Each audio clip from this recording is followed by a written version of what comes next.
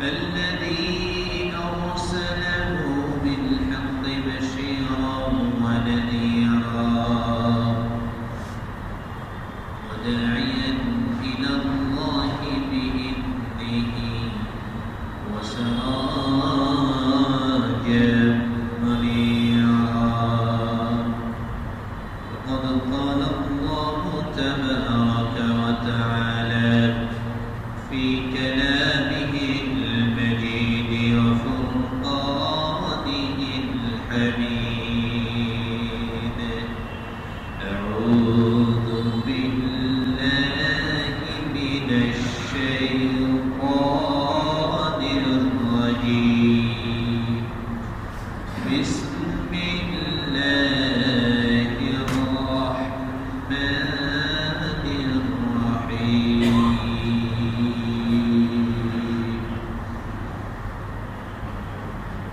وأتموا الحج والعمرة لله.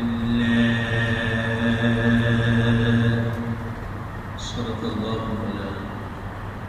اللهم صل على سيدنا مولانا محمد وعلى آل محمد كما صليت وسلمت وباركت على إبراهيم وعلى آل إبراهيم إنك حميد مجيد.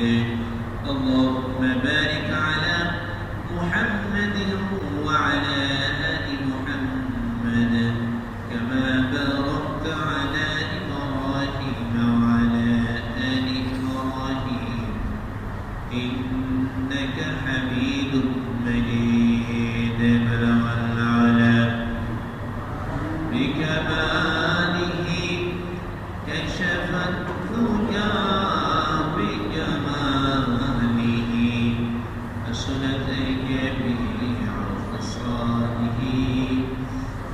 صلوا عليه وآله. بلغ العلا ومنتشر زواله حسنت جميع خصاله. صلوا عليه وآله. جو تو میرا تو سب میرا، فلک میرا، زمین میری. اگر ایک تو نہیں میرا تو کوئی شے نہیں میری. بلغ العلا بکماله كشف الدجى بجماله حسنت جميع خصاله. صلوا عليه وآله. نقش قدم نبی کے جنت کے راستے اللہ سے ملاتے ہیں سنت کے راستے. بلغ العلا كشف الدجى بجماله حسنت جميع خصاله. صلوا عليه وآله. لا إله إلا الله. محبت شر جواب. لا إله إلا الله.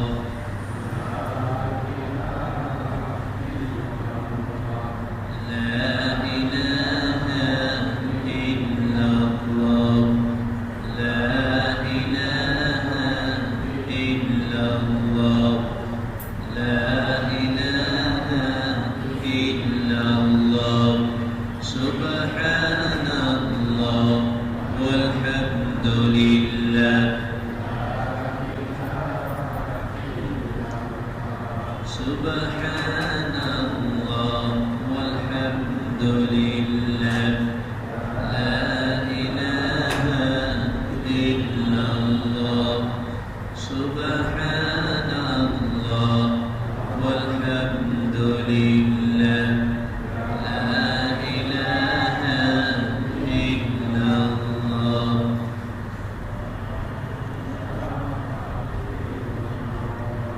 لا إله إلا الله محمد رسول الله صلى الله عليه وسلم ঐতিহ্যবাহী ফকিরপাড়া জামে মসজিদে আগত মুসল্লিয়ান ইকরাম পবিত্র জুমাতুল মুবারক দিনসমূহের মধ্যে সপ্তাহের শ্রেষ্ঠতম দিন হাদিস শরীফের মধ্যে নবীজি বলেন ইন্না ফিল জুমআতি লাসাআ লা ইউওয়াফিকুহু আবদুল মুমিন ইয়াসআলুল্লাহা ফীহি ইল্লা আ'তাহু ইয়্যা। মুসলিম শরীফের riwayat নবীজি বলেন জুমার দিনের মর্যাদা এতটাই বেশি, এই একটা মুহূর্ত আল্লাহ পাক এই দিনে রাখছেন। আল্লাহর কোনো বান্দা যদি এই মুহূর্তটাতে তার জীবনের কোনো বিষয় নিয়ে আল্লাহ পাকের কাছে আবেদন করে, আল্লাহর নবী বলেন ইল্লা আ'তাহু ইয়্যা, নিঃসন্দেহে কোনো সন্দেহের অবকাশ নাই, বান্দা চাইতে দেরি হবে না, আল্লাহ পাক সাথে সাথে তার চাওয়াকে পূরণ করে দেবেন। এই জন্য জুমাতুল মুবারকে আল্লাহ আমাদেরকে সমবেত হওয়ার সুযোগ করে দিয়েছেন, মসজিদে এসে বসার সুযোগ করেছেন। এজন্য মনিবের দরবারে শুকরগুজার হচ্ছি, কালিমাতু শুকর করছি, বলছি আলহামদুলিল্লাহ। দরুদ ও সালাম বর্ষিত হোক বিশ্ব মানবতার মুক্তির দূত নবিকুল শিরোমণি সৈয়দুল মুরসালিন খাতামুন নবিয়্যিন জনাবে মুহাম্মদুর রাসূলুল্লাহ, সকলেই পড়ি সাল্লাল্লাহু তাআলা আলাইহি ওয়াসাল্লাম।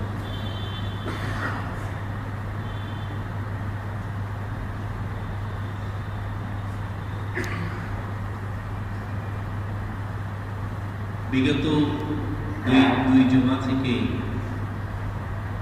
ইসলামের অন্যতম একটি রকম হজের বিষয়ে আলোচনা চলছে।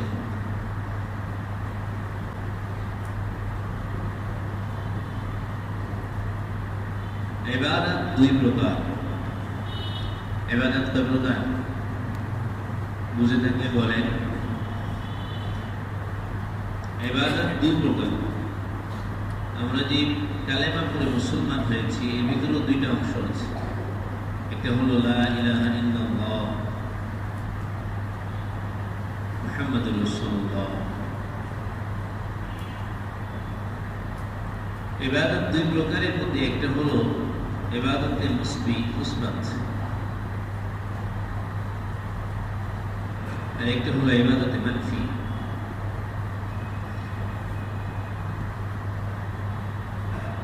কিছু ইবাদত করা, পালন করা, এটা এক প্রকার, যেমন নামাজ, এটা ইবাদতে মুসবাত, এটা আমরা সকলেই পালন করি। কোরআন তেলাওয়াত করা, এটা ইবাদতে মুসবাত, আমলও ইবাদত। জিকির করা, এটা ইবাদতে মুসবাত।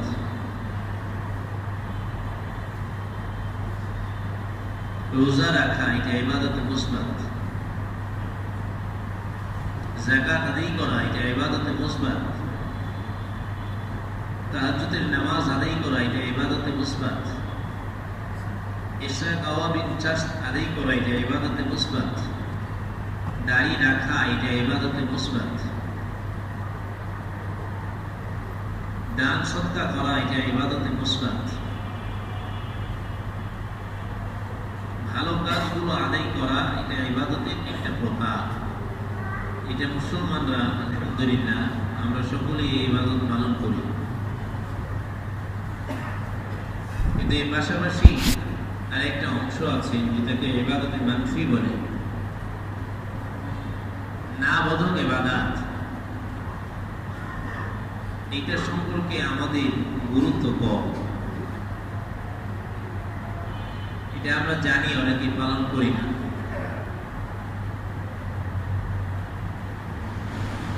অনেকে আবার বুঝিও না, বোঝার চেষ্টাও করি না, শুধু নামাজকেই ইবাদত মনে করি। যারা এই কথা মনে করে যে ইবাদত শুধু নামাজ, তারা ব্যবসার মধ্যে গিয়ে মানুষকে মাপে কম দেয়।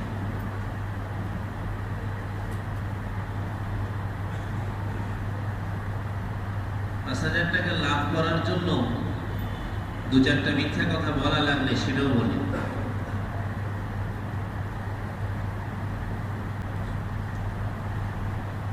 ইবাদতের মানফি হলো, যেমন কালেমার মধ্যে শুরুতে আল্লাহ পাক বলছেন লা ইলাহা, কোনো ইলাহা নেই, ইল্লাল্লাহ, আল্লাহ শুরুতেই না বোধক, কোনো ইলাহ নেই।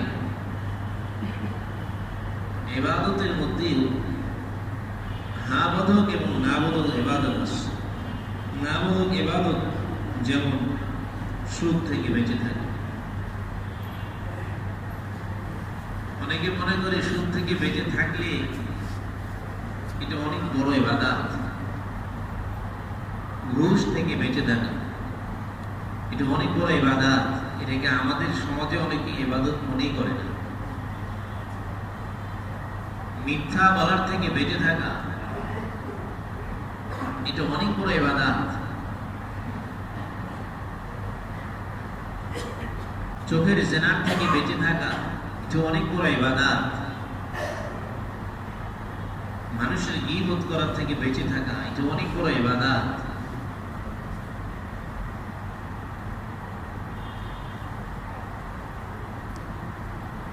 মানুষের প্রতি জুলুম করার থেকে বেঁচে থাকা এটা অনেক বড় ইবাদত। ক্ষমতা থাকা সত্ত্বেও কারোর উপরে জুলুম থেকে বেঁচে থাকা এটা অনেক বড় ইবাদত। এটা আমরা সমাজের মধ্যে মনে করি শুধু নফল আদায় করা এটা ইবাদত, তেলাওয়াত করা এটা ইবাদত, জিকির নিঃসন্দেহে এটাও ইবাদত, নিঃসন্দেহে এটাও মস্ত বড় ইবাদত। নামাজ মসজিদে আদায় করা তো আলহামদুলিল্লাহ, কিন্তু মসজিদ থেকে বাড়িতে গিয়ে বিবির সাথে সদাচারণা করা এটা ইবাদত। মসজিদ থেকে বাড়িতে গিয়ে পিতামাতার হক আদায় করা এটা ইবাদত। মসজিদ থেকে বাড়িতে গিয়ে সন্তানদের হক আদায় করা এটা ইবাদত। মসজিদ থেকে বাড়িতে গিয়ে প্রতিবেশীর হক আদায় করা এটা ইবাদত। মসজিদ থেকে বাড়িতে গিয়ে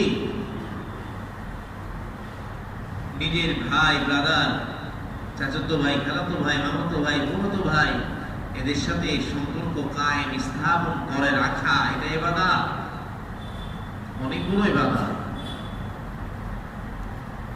কিন্তু সমাজের মধ্যে আমাদের এই জিনিসগুলো কমতি আছে। অর্থাৎ ইবাদত যে দুই প্রকার, এক প্রকারের ব্যাপারে আমরা সচেতন মাশাআল্লাহ, যেটা হা বোধক, কিন্তু ইবাদতে মানফি যেটা না বোধক ইবাদত, এটার ব্যাপারে আমরা অসচেতন। এটার ব্যাপারে আমাদের ফিকির কম। অথচ নবীজি বললেন ইজতানাবানিল মাআসি আইদাল হাসান, গুনাহ থেকে বেঁচে থাকা এটাও ইবাদত।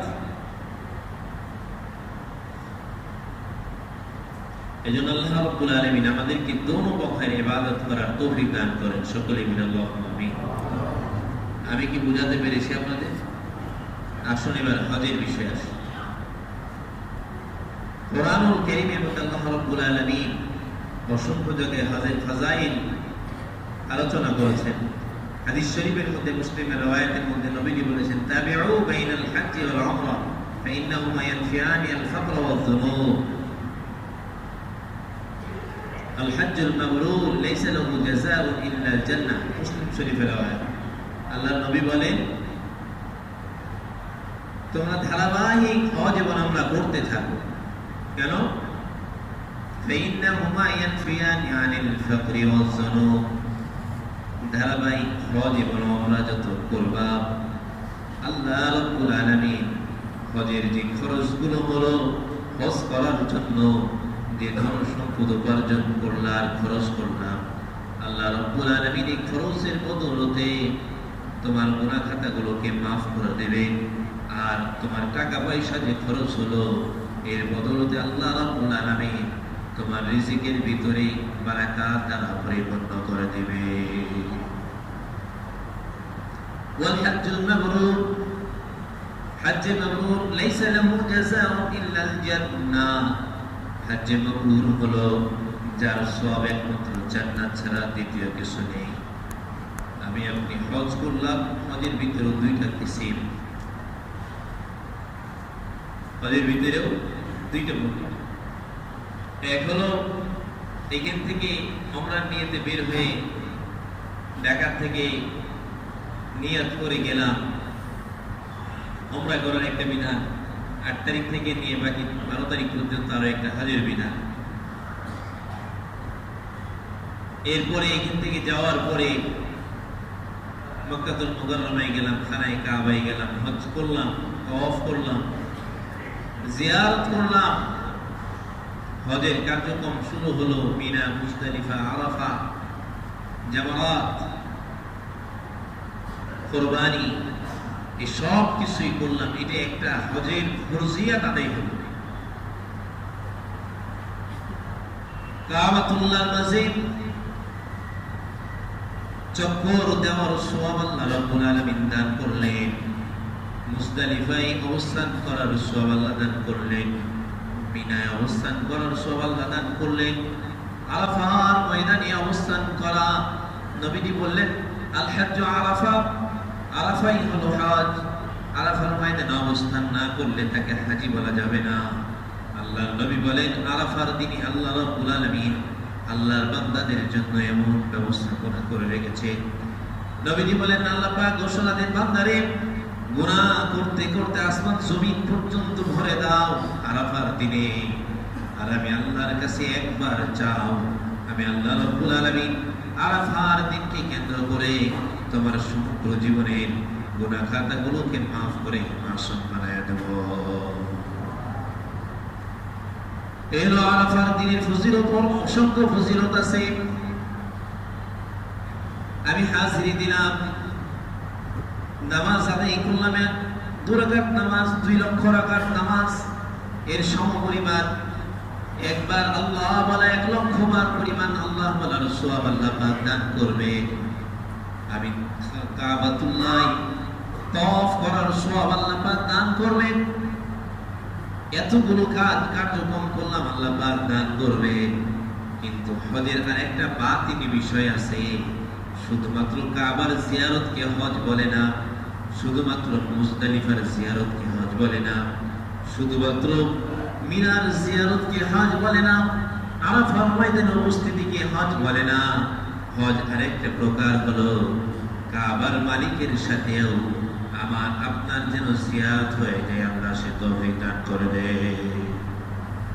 বুঝাতে পেরেছি? ওটা তো ফরজ আদায় হলো। হজ্জে মাবরুর ফরজিয়াত আদায় এক জিনিস, কবুলিয়াত হজ করার জন্য কাবার মালিকের সাথে সম্পর্ক কায়েম করতে হবে।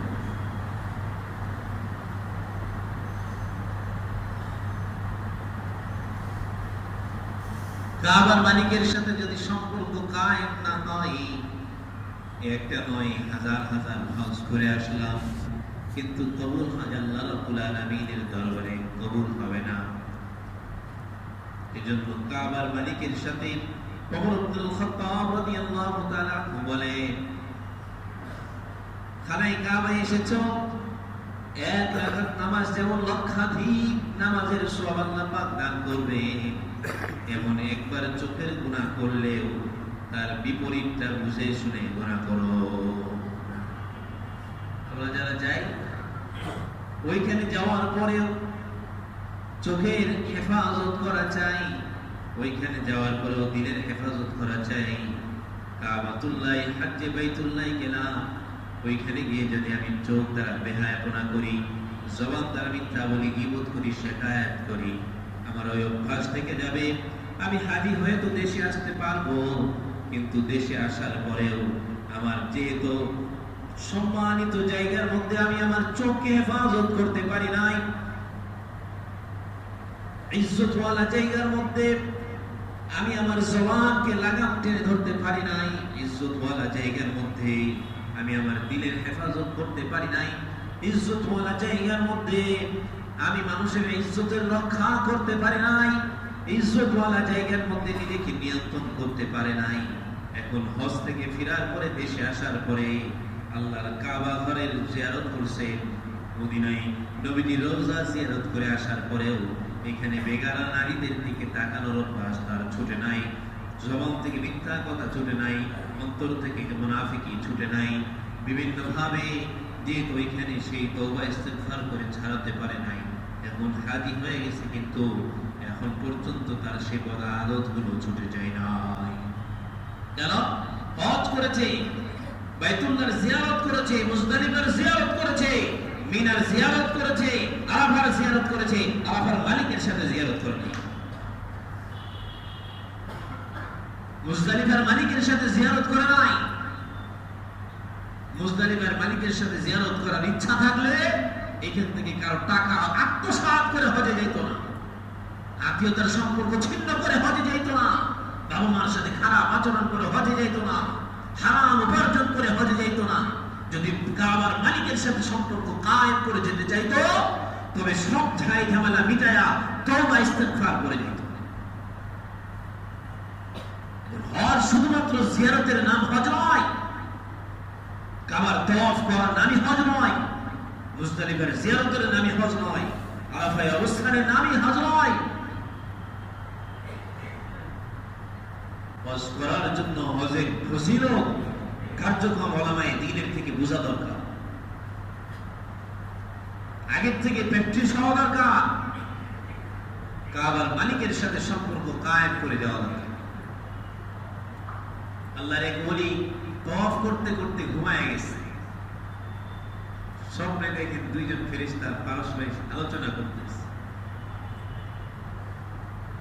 একজন ফেরেশতা আরেকজনকে বলে, এবছর কতজন হাজি আসছে জানো?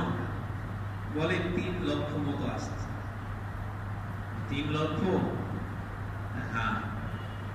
এদের হজ কি কবুল হয়েছে? একজনও কবুল হয়নি, একজনও কবুল হয়নি। এটা কেমন কথা? 3 লক্ষ হাজি সাহেব আসছে, বাইতুল্লাহ তাওয়াফ করছেন, জিয়ারত করছেন, এরপরে একজনও কবুল হয়নি, কেন? আর কোনো কাজ আছে কি? আর কোনো কথা আছে? হ্যাঁ আছে। কি? অমুক এক জায়গায় মুচি আছে, মুচি জুতা সেলাই করে, ওর হজ আল্লাহ কবুল করছে। এইটা আবার কেমন কথা? ওর হজ তো কবুল করছে, ওর ওসিলা করে 3 লক্ষ হাজিদের হজ আল্লাহ কবুল করে দিচ্ছে। আর ওলি ছুটে গেছে ওর কাছে। কি ব্যাপার? আমাকে আল্লাহ আল্লাহ রসুলের দোহাই তোমার কাছে, যে তুমি সত্য কথা বলবা, তুমি কি ইবাদত বন্দেগী করো? মুচি সে বলছে, আমি তো কোনো ইবাদত সেভাবে করি নাই, তবে এবছর আমার হজ করার নিয়ত ছিল, আমি হজ করতে পারি নাই। মূলত আমি যা উপার্জন করি আমার ডাল আর রুটি হয়ে যায়, যা উপার্জন করি আমার বিবিকে নিয়ে ডাল রুটি খেয়ে শেষ হয়ে যায়। আমার দিনের অনেক বড় ইচ্ছা, অনেক দিন থেকে আমি বাইতুল্লাহ হজ করব, আমি হাজিরি দিতে যাব আল্লাহর কাছে, নবীজির রওজা মুবারকে জিয়ারত করব, এটা আমার দিলের তামান্না। আমাদেরও তো তামান্না থাকে দিলে কাশ্মীর ঘোরা, থাইল্যান্ড ঘোরা, কক্সেস বাজারে ঘোরা, এমনটা হওয়া উচিত। আমি আমার দিলের তামান্না বাইতুল্লাহ খানায় কাবা ঘোরা। সুবহানাল্লাহ। আল্লাহ আমাদেরকে সে তামান্না দেওয়ার তৌফিক দান করেন, সকলেই বলে আল্লাহুম্মা আমিন। এমনও চিন্তা করা উচিত আমি রওজা মুবারকে যাব, কারণ এই সফর ইচ্ছা করলে হয় না।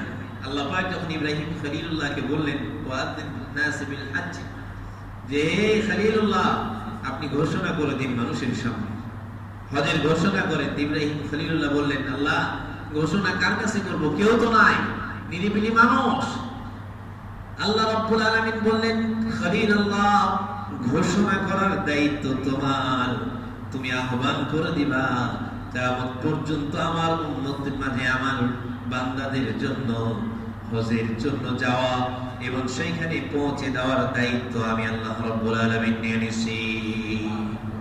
ওই দিন ইব্রাহিম খলিলুল্লাহ জবাবে যারা একবার লাব্বাইক বলেছে একবার হজ করবে, যারা দুইবার বলেছে দুইবার, যারা তিনবার বলেছে তিনবার, যারা একাধিকবার বলেছে তারা একাধিকবার হজ্জে বাইতুল্লাহ করবে। এই জন্য এটা চাওয়া মুচি বললো, আমি হজ করার বহুত ইচ্ছা, কিন্তু যা উপার্জন করি সব শেষ হয়ে যায় ডাল রুটি খেতে। তো বিবিকে গিয়ে একদিন বললাম, বিবি যাই আছে আছে, আমরা যে ডাল আর রুটি খাই তরকারি, এখন থেকে আমি হজের নিয়ত করছি দিলের আশা, তো আমার জন্য আমরা এখন শুধু রুটি খেয়ে বাকি 2-3 বছর অপেক্ষা করি তরকারি ছাড়াই, এই টাকাটা জমায়া আমি হজে যাব। আল্লাহ, বিবিও ছিলেন আগের যুগের, এখনকার মডার্নের মেয়েদের মতো নয়।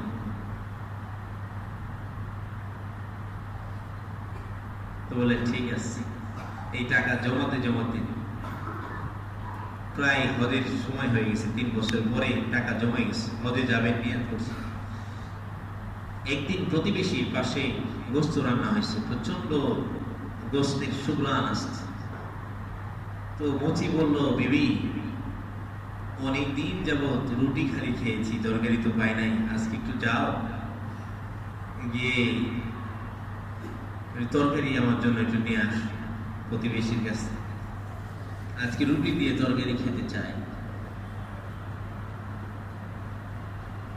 বিবি গেছে, যাওয়ার পরে প্রতিবেশীকে বললেন যে আমাকে একটু তরকারি ব্যবস্থাপনা করে দিন পরিবারের জন্য। প্রতিবেশী যারা গোস্ত রান্না করেছিল, এরা ওই বিবি তখন চোখ দিয়ে ঝরঝর করে পানি পড়ছে আর বলছে, এই গোস্ত আপনাদের জন্য নয়, এই গোস্ত আপনার জন্য হালাল নয়। গত 8 দিন যাবত আমি আমার সন্তান, আমি আমার স্বামীকে নিয়ে অনাহারে আছি। এখন আমাদের এমন অবস্থা যে গত 8 দিন থেকে গোস্ত তরকারি খানা যদি না খাই তাহলে আমরা মৃত্যুবরণ করব। এজন্য স্বামী এই সিদ্ধান্ত গ্রহণ করেছে, বাজারে গিয়ে কিছুই পাই নাই, একটা মৃত ছাগল তুলে নিয়ে এসে আমাদের জন্য রান্না করেছেন, যেটা শুধু আমাদের জন্য জায়েজ, তোমাদের জন্য জায়েজ না। মুচি বলেন, আমি তাকায় দেখি আমার বিবির চোখ দিয়ে ঝরঝর করে পানি পড়ছে আর খালি বাসন নিয়ে চলে আসছে। আমি বিবিকে জিজ্ঞাসা করলাম, বিবি কি খবর? তো বিবি আমাকে পুরো ঘটনাটা শোনানোর পরে আমরা সিদ্ধান্ত গ্রহণ করলাম, আমাদের 3 বছরের কষ্টার্জিত যে অর্থ, এই অর্থ দিয়ে আমরা হজে যাব না।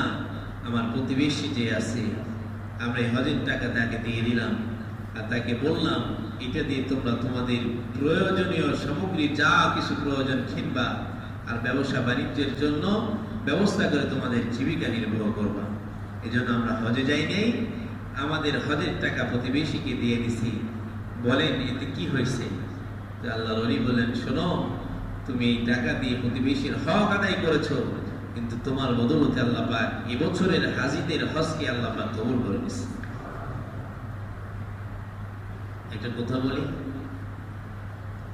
প্রতিবেশীর হক আদায় করার কারণে 3 লক্ষ হাজির হজ কবুল করলেন, তাকে হজ্জে আকবার দান করলেন। আপনি তো বাবার খবর নেই না,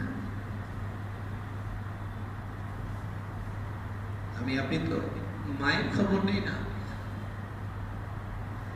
প্রতিবেশী তো দূরে থাকলো, নিজের ভাই, একজন ভাই আর একজনের একটা ঘরের জন্য হায়সা ধরে, নিজের বোন অনাহারে, আমি অনায়াসে ওমরা করছি, নিজের ভাই অনাহারে, আমি নফল ওমরা নফল হজ করতেই আসছি, খোঁজ নেই। নিজের মায়ের চিকিৎসার ব্যবস্থা হয় নাই, আমার নফল ওমরা নফল হজ চলতেছে, নিজের বাবার উন্নত চিকিৎসার ব্যবস্থা এখনো করতে পারি নাই, অথচ শুধু নাম নেওয়ার জন্য আমি ওমরায় চলে যেতেছি।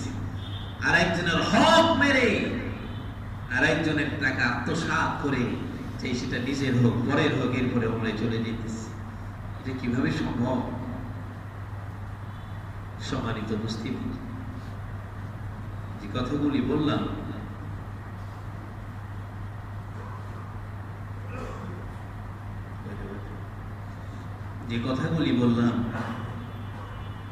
হজ এটা করতে হবে, কিন্তু হজের মালিকের সাথে গভীর সম্পর্ক কায়েম করে যদি আমরা হজ করতে পারি, নামাজে আসতে পারি, রোজা করতে পারি, প্রতিটা ইবাদতই শানওয়ালা। আর শুধুমাত্র আনুষ্ঠানিকতা কৃত্রিমতা দিয়ে এই ইবাদত কবুল হবে না। এই ইবাদত দিয়ে আপনি অন্তরেও শান্তি পাবেন না। এটা শুধু মানুষকে দেখানো হবে, এটা শুধুমাত্র দুনিয়ার মানুষকে জানানো হবে, এটা রব আর বান্দার সাথে গভীর সম্পর্ক কায়েম হবে না। আল্লাহ আল্লাহর বান্দার সাথে গভীর সম্পর্ক কায়েম স্থাপন হবে না। এজন্য আসুন না, ফিরে আসি। হজ যদি যেতেই হয়, হজে বাইতুল্লাহ করাই লাগে, হজের মালিকের সাথে, বাইতুল্লাহর মালিকের সাথে গভীর সম্পর্ক কায়েম করি। যে সকল বিষয় আল্লাহ নিষেধ করেছেন তার থেকে নিজেকে বারণ করি, বিরত রাখি। যে সকল বিষয় আল্লাহ পাক ঘোষণা দিয়েছেন তার দিকে আমরা ধাবিত হই। আল্লাহ আমাদের সে তৌফিক দান করেন। সকলে বলে আল্লাহুম্মা আমিন। মসজিদে ঢুকতে গিয়ে অনেকে ডান সাইডে দেখেছেন যে পাথর এসে গেছে, আমাদের টাইলস, পাথরের টাইলস এসে গেছে। এমন আরেকটা বিষয়, গত জুমাতে রমজান বলেছিলেন আমার চাচা, যে আমি আলোচনা করতেছিলাম যে সামর্থ্যবানদের হজ করা জরুরি। তো সামর্থ্যবানদের মধ্যে কারো যদি 10-20 বিঘা জমি থাকে তাদের কি হবে? নিঃসন্দেহে নিজের পরিবারের খরচ, নিজের যাতায়াতের খরচ সবকিছু ব্যবস্থাপনা করে যদি কারো এই পরিমাণ টাকা বাকি থাকে, এই পরিমাণ ধনসম্পদ অতিরিক্ত থাকে, যেটা জরুরতের প্রয়োজনের অতিরিক্ত, তাহলে এদের উপরও হজ খরচ হবে, কোনো সন্দেহ নেই। আমি এর আগেও বলছিলাম যে নগদ টাকা থাকলে হজ খরচ হবে এমনটা নয়। ব্যবসার এমন যদি সামানা থাকে, যে লক্ষ লক্ষ টাকার ব্যবসার সামানা আছে, নগদ টাকা নাই, এজন্য যে হজ খরচ হবে না এমনটা নয়, হজ খরচ হবে। আর হজ খরচ হওয়ার পরেও কেউ যদি হজ না করে, নবীজি বললেন আমি কোনো পরোয়া করি না, সে ইহুদি হোক অথবা নাসারা হোক। আল্লাহু আকবার, কত বড় ধমকি!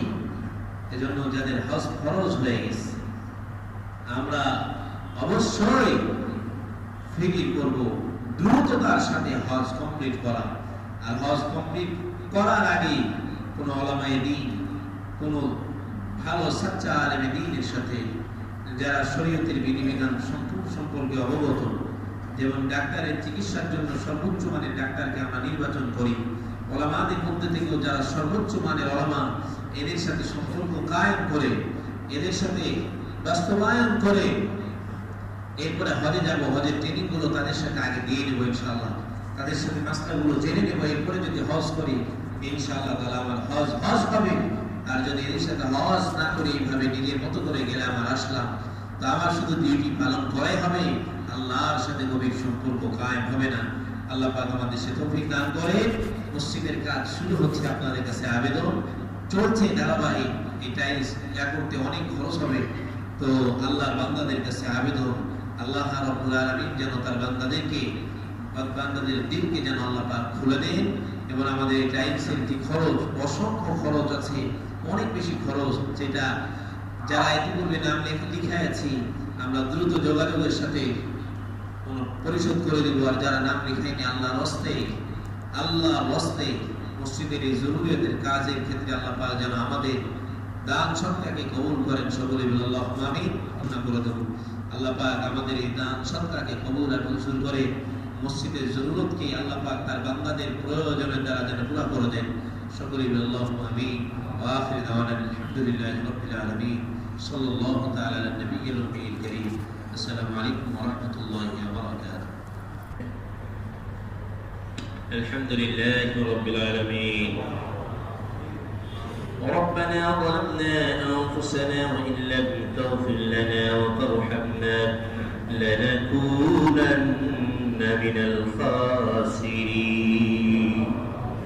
اللهم رب ارحمهما كما ربياني صغيرا رب ارحمهما كما ربياني صغيرا تقبل صلاتنا وصيامنا وقيامنا وركوعنا وسجودنا بحرمة أداء صلاة الجمعة اللهم اهدنا الصراط المستقيم مع النبيين والصديقين والشهداء والصالحين মহিয়ান গরিয়ান সর্বশক্তিমান মাওলা জুমার দিনে পবিত্র জুমাতুল মুবারকে রব্বুল আলামিন জুমার নামাজ আদা করে দুরূদ শরীফ ইস্তিগফার করে ভিক্ষুকের নাই আপনার শাহী দরবারে দেখেন হাত তুলে দিয়েছি মাওলা জীবনে যত গুনাহ করেছি কবিরা সগীরা জাহিরি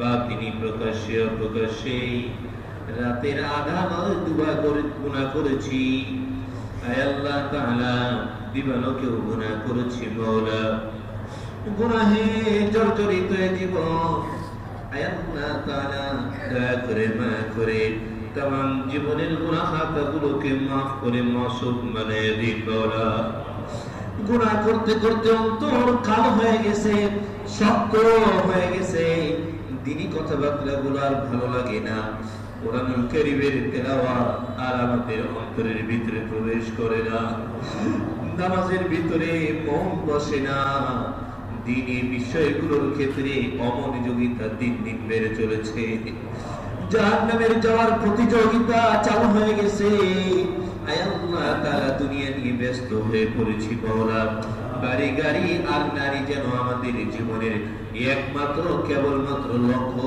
পরিণত হয়ে গেছে মাওলা দোয়ার মধ্যে চোখের পানি আসে না রোনাজারি কমে গেছে আয় আল্লাহ তাআলা দয়া করে মায়া করে আপনি আমাদেরকে গুনাহ মুক্ত একটি জীবন দান করে দিন মাওলা রব্বুল আলামিন অত্র মসজিদের সুরলগ্ন থেকে নিয়ে আজ অবধি পর্যন্ত যারা মাটি দিল টাকা দিল পয়সা দিল আয় আল্লাহ তাআলা মাথা ঘাম পায়ে ফেলা কষ্টার্জিত অর্থ দিয়ে মসজিদের কাজ দিনে দিনে আজকে এত বড় অবস্থানে গিয়েছে মাওলা এখনো কাজের অনেক বাকি রয়ে গেছে মাওলা আপনার বান্দাদের দানের ওসিলাই করে এই পর্যন্ত যারা সহযোগিতা করেছে কিয়ামতের দিন মুসিবতের সময় আয় আল্লাহ তাআলা বাবা যখন তার সন্তানকে চিনতে পারবে না মা কলিজার টুকরা সন্তান 10টি মাস গর্ভে ধারণ করে কষ্ট করে তিলে যে মা মানুষ করলো পেট থেকে ধরলো এরপরে বের করে তিলে মা মানুষ করলো এমন মায়াগামী মায়াবী চেহারা মা কিয়ামতের ভয়াবহতা এত বেশি হবে নিজের সন্তানকে পর্যন্ত চিনতে পারবে না মাওলা আয় আল্লাহ তাআলা ওই সময়ে যারা মসজিদের জন্য সহযোগিতা করলো আপনি তাদের সহযোগিতাগুলোকে কবুল আর মঞ্জুর করে নিন নাজাতের জরিয়া বানায় দিন মসজিদের প্রয়োজনে ডাক দেওয়া হয়েছে আপনার বান্দাদের দিলকে আপনি মসজিদের জন্য কবুল করে নিন মসজিদের কাজের জন্য কবুল আর মঞ্জুর করে নিন ওরা যেন প্রাণ খুলে আপনার মসজিদে সহযোগিতা করতে পারে সে তৌফিক নসিব করে দিন রব্বুল আলামিন আপনার ঘরের যারা সহযোগিতা করলো দুনিয়ার ভিতরে তাদের ব্যবসায়িক আয় আল্লাহ তাআলা ব্যবসা বাণিজ্যের ভিতরে উন্নতি আর তারাক্কি দিয়ে আপনি ভরপুর বানায় দিন আপনার ঘরে যারা সহযোগিতা করলো দুনিয়া আখিরাতে আপনি সফলতা দান করে দিন মাওলা রব্বুল আলামিন আমাদের পিতামাতা ভাই বোন আত্মীয় স্বজন দাদা দাদি নানা নানি যারা আয় আল্লাহ তাআলা ইন্তেকাল করে কবরে চলে গেছেন মাওলা আমরাও সে পথের প্রতি না জানি আমাদের কবে ডাকে এসে যায় বাবা, জানি না বাবু। আল্লাহ তাআলা যারা ইন্তেকাল করে চলে গেছে তাদের কবরগুলোকে জান্নাতের টুকরায় পরিণত বানায় দিন। যারা বেঁচে আছেন হায়াতে বারাকাত দান করে দিন মাওলা। বিশেষ করে আমরা যেন আমাদের পিতা মাতার হক আদা করতে পারি সে তৌফিক নসিব করে দিন। আত্মীয় স্বজনের হক আদা করতে পারি সে তৌফিক নসিব করে দিন। আল্লাহ তাআলা মাওলাই কারীম সমগ্র পৃথিবী থেকে লক্ষ লক্ষ আপনার কাবার ঘরের মেহমান যারা হাজিরি দেওয়ার জন্য চলে গেছে, দয়া করে মায়া করে সকলকে হজ্জে মাবরুর নসিব করে দিন মাওলা।